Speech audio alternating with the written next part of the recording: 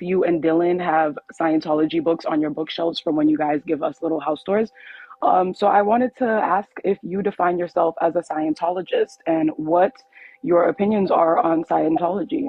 I think Scientology is not a religion, it's an applied philosophy. I do not define myself as a Scientologist. I repeat, I do not define myself as a Scientologist, but I don't think that it's like bad. Especially one thing the internet has taught me is like anytime you see bad stuff on the internet, you can't really like believe it. You kind of got to look and read it for like yourself. And I think they have some, pretty good books. Some of the books are very, very interesting. I know a lot of like really super successful people use a lot of like the material for like business. Yeah, I would say a lot of people who have a lot of money like Scientology, which is pretty interesting, but that's just conspiracy, right? And also, I just have one more question, Sean. What do you think on Grant Cardone? I don't know if you're fully white though, man. I think there's something going on there that somebody didn't tell you about, man. I can use Mommy, the N-word. Daddy, I Grandpa. just got permission to use the N-word right here.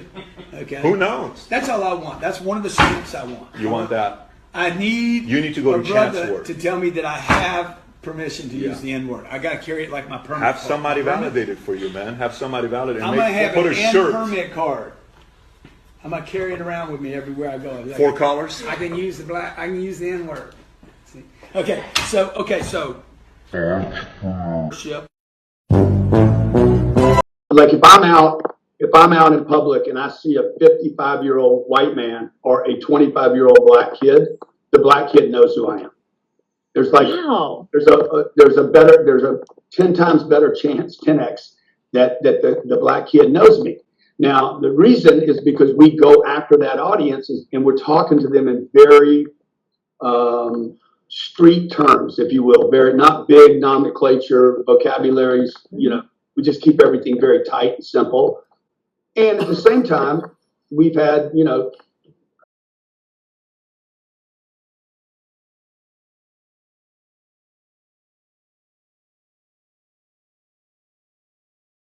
I mean, anybody that knows when you're in business and you start making money, you're going to get like lawsuits. Like it just comes with the territory. Guys, when you start making, you guys don't understand, man. Like when you get super successful, lawsuits come with like the territory. Like it just is one of those things. Well, thank you for adding me to the live. Those were all my questions. Yeah.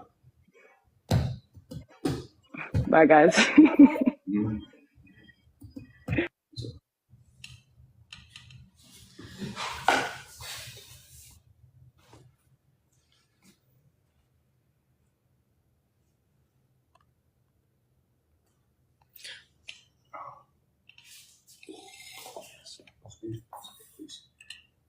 Oh, really good.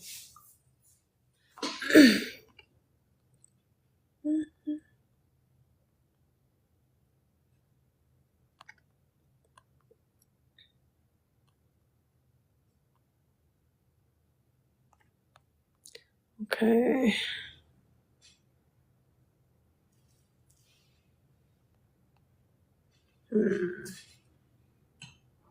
Emily Fernandez.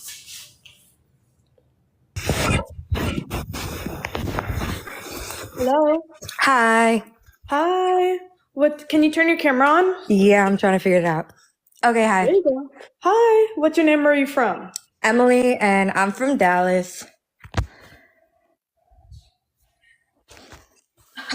Oh, such a bimbo. Okay, I have a few questions on like 2 different topics. Hold on, real quick. Okay. Take your time, my queen.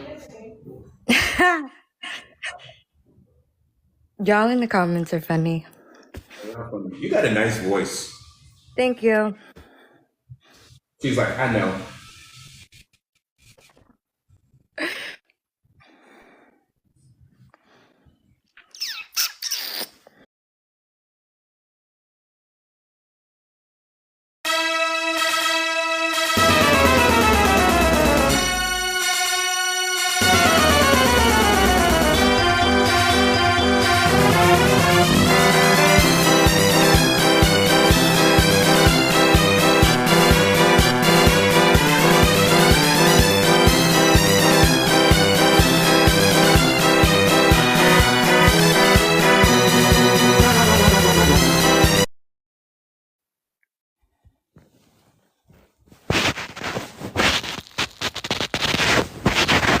Why did they pause it?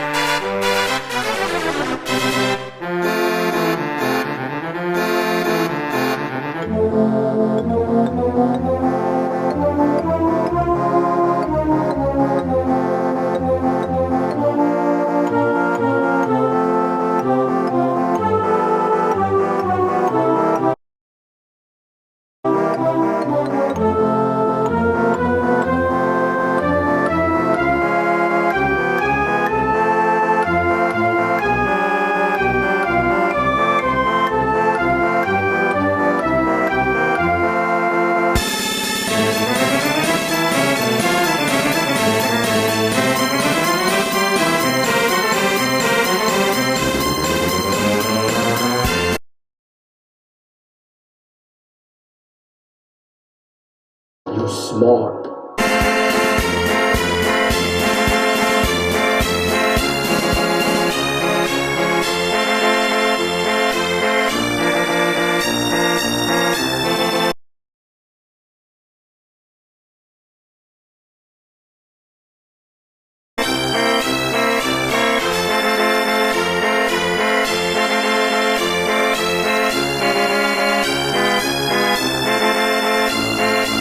Sorry about that. No, it's cool. Thank you. Okay, so I have like some questions on different topics. One is Yeah. more like No. That's not how this goes. What's your name? Where you from? she asked me that in the beginning and I But answered. I'm asking you that now. I'm a little slow. Sometimes I need it again. And plus your voice is so nice, we gotta do it twice. So this is the part where you tell me your name and where you from.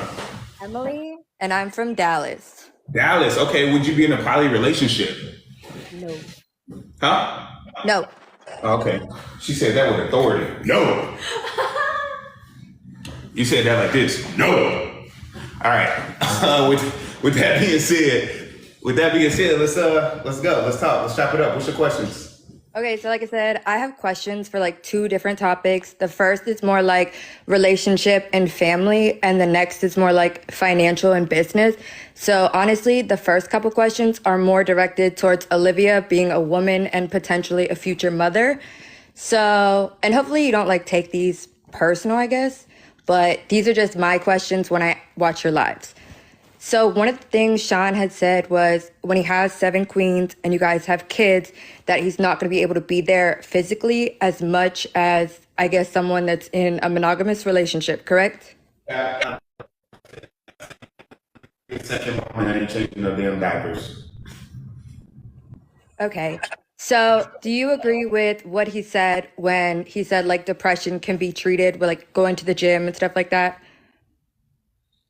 Yeah, I do. Do you think that's circumstantial or that's just how it is? It's not just the gym. It's not just the gym. It's about being purpose driven, and it's about just focusing on things that really other than yourself. Like honestly, not about other than yourself, but it's about bettering yourself. And I feel like how you do one thing is how you do everything. So once you do one thing, it's just gonna compound in your life, and mentally that's just gonna make you better. It's like a compound effect. Okay.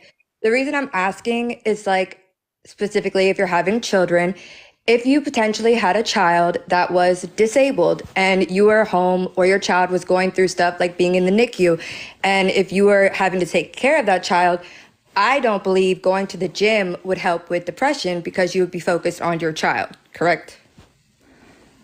No, because knowing our mindset, we pride ourselves on our self-talk during times of adversity. Yeah. So if we had a special needs child, we would literally take care of it. Obviously also have help, but just use it as an example to show others struggling with that same pain, how to overcome it, how to deal with it, and how to make the best of the situation. That's just how we roll.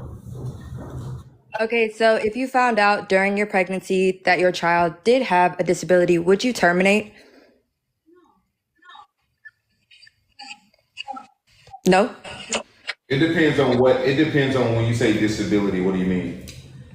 I mean, autism, dwarfism, stuff like that. Oh, no.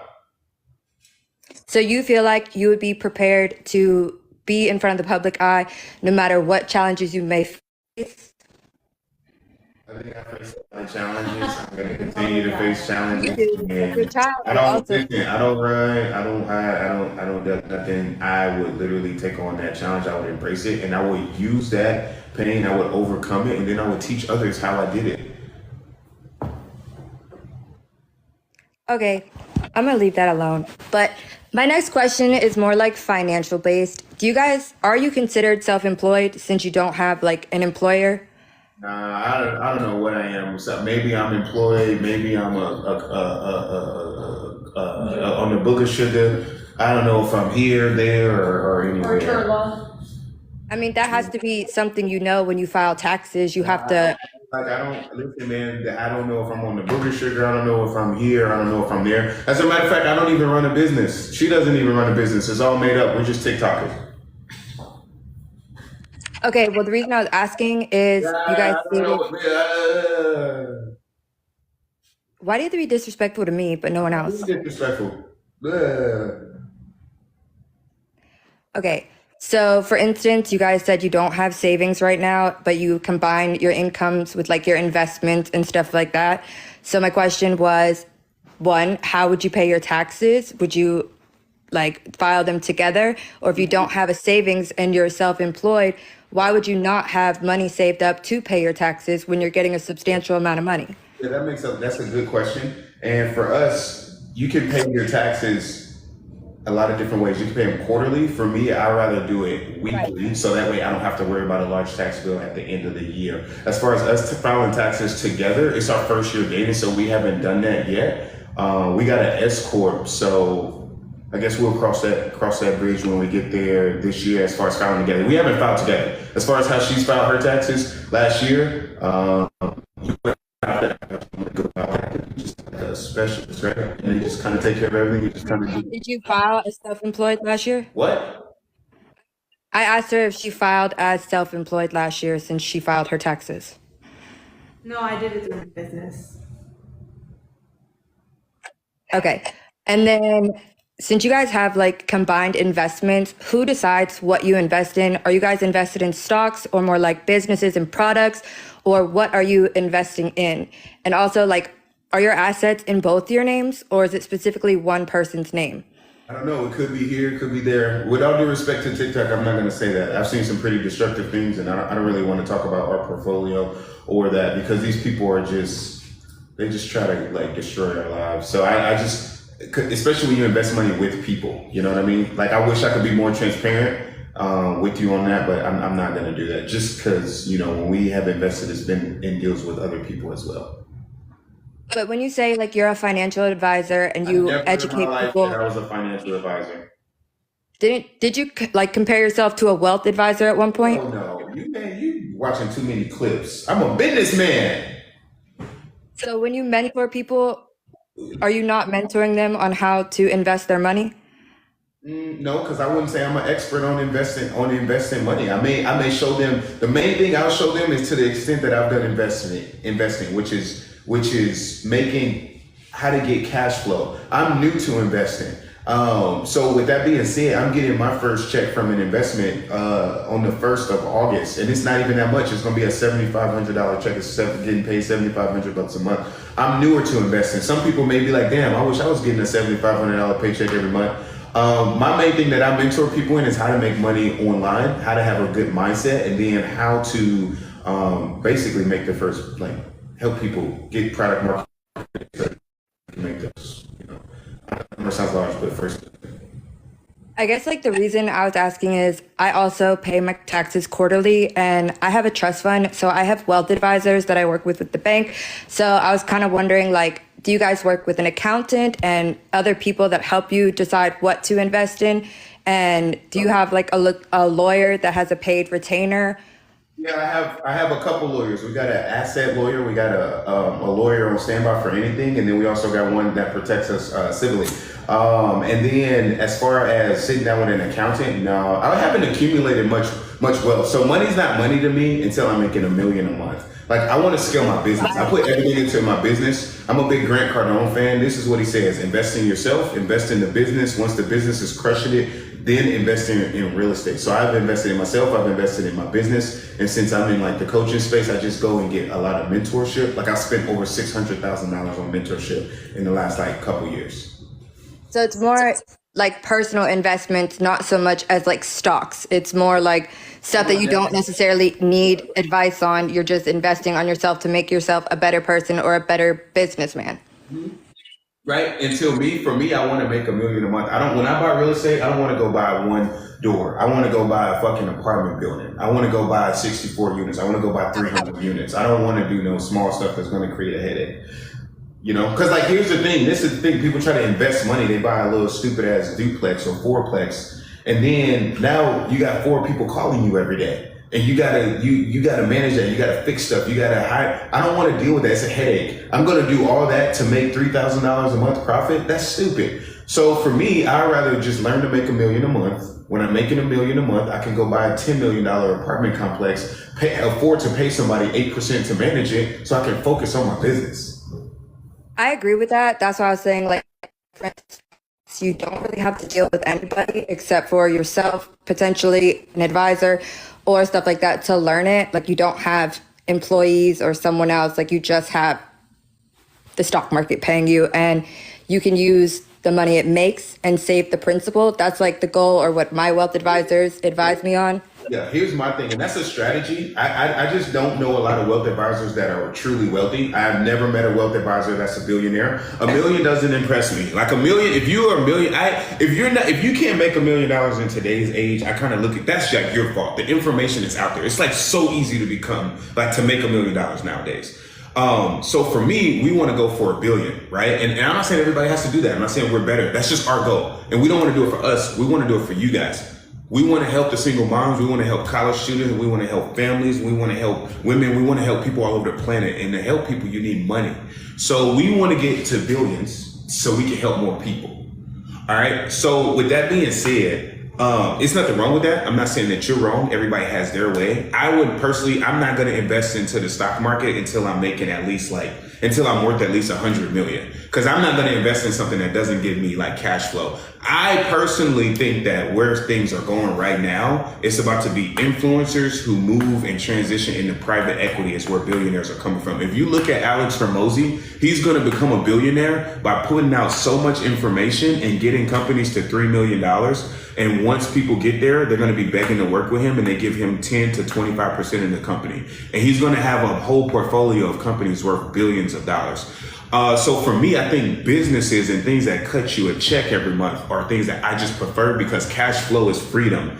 The stock market does like nothing for you. I think it's cool to get into stock markets because I don't know how much you got invested, but you can, when you have a certain amount of assets, you can take out loans against your assets, and it can also offset assets. That's a cool strategy that people like to implement and people like to do. But as far as investing in the stock market to get rich, I don't think we're going to be touching the stock market until we're worth at least $100 million, which will probably take us about 2 or 3 years. Right. The stocks are definitely a slow process. And like I said, like, I inherited a trust fund, so I'm not the person that initially even invested in stocks.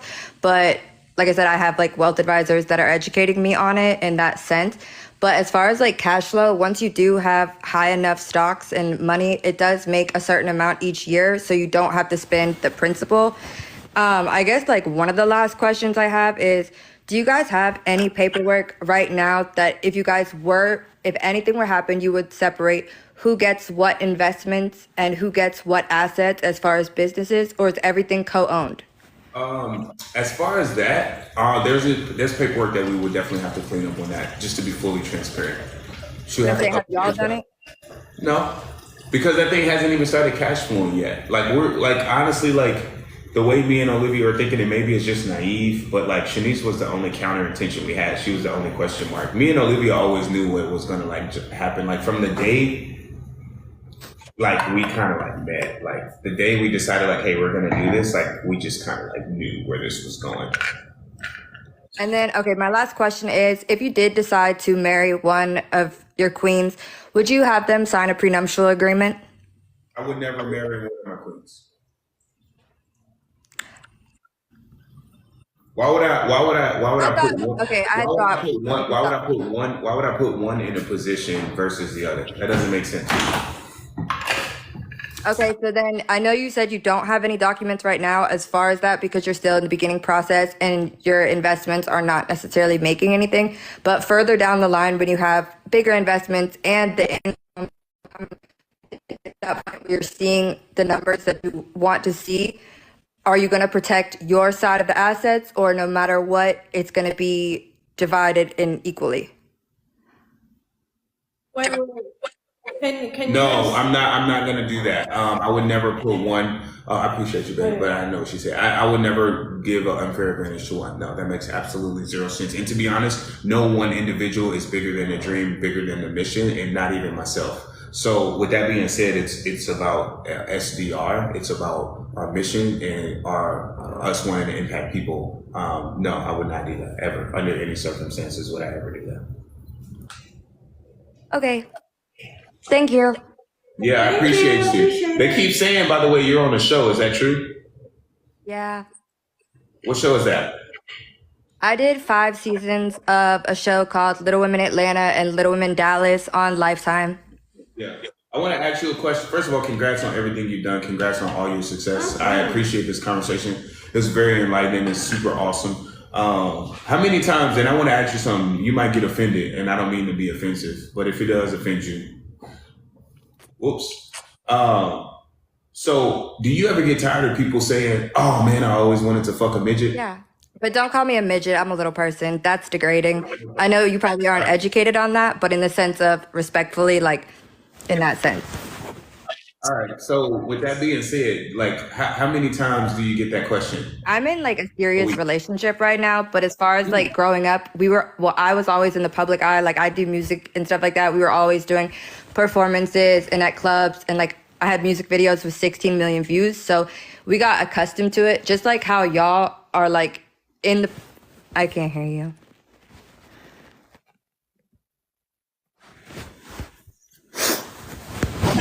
Go ahead. But just how like y'all in the public eye. I can't hear you. Yeah. What? Can you hear You us say now? just how we're in the public eye? Go ahead. Like y'all deal with a lot of criticism and people like judging your life based off what they see on live. That's the same thing I get. So when people see me, some of them might just see me as an entertainer and feel like they can be like, say anything. But yeah, it's very common for people to do that. People have fetishes and all those types of things. But I'm 31, so it is what it is. Like, that's cool. You really want to do that with me? Like, it's not going to happen. Yeah. And then as far as your serious relationship is, are they a little person or are they like a normal person? No, he's average height. He does music too. Dang, interesting. Okay.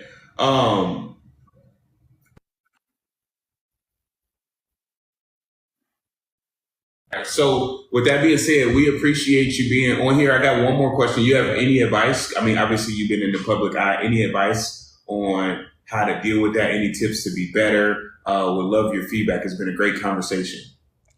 For me, I went through, like I said, 5 seasons of reality TV. So going into it, I also got paid. So it was kind of like not necessarily selling out for the money, but it was like in the beginning, there was like production that kind of directed how things were going to go. So y'all are doing what you're doing, but just be careful what image you portray, because the internet, everything you say is staying on the internet for however long. So when you have kids, they can still go back and look at it and you'll still have a reputation. Like my daughter's 12 and all of her little friends are in school and they're like, your mom's right cheek and she was on TV. So be prepared for that. But at the end of the day, if you know who you are as a person, don't let it affect you. Like, I don't. Yeah.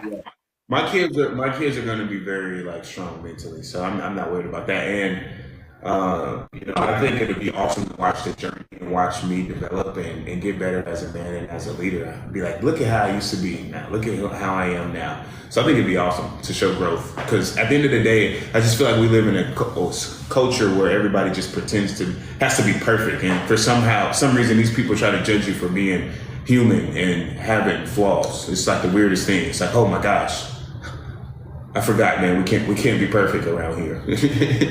So we can't be human. It's illegal to be human. Anyways, guys, we appreciate it. The great conversation. Listen, you guys, if you guys got more room in your hearts to hustle rather than hate, go and join the 1%, man. Go and join the 1%. We want to help you guys, man. We want to help you guys get to the next level. People that are positive, people that are beautiful, people that are willing to grow. You okay, my queen? Yes, okay. All right, all right. Listen, guys, we appreciate you guys jumping on. Come to Instagram, Sean_T_Adams. Oh, one more thing, man. Listen, man, we want to help you guys. Anybody that wants more attention on their business, anybody that wants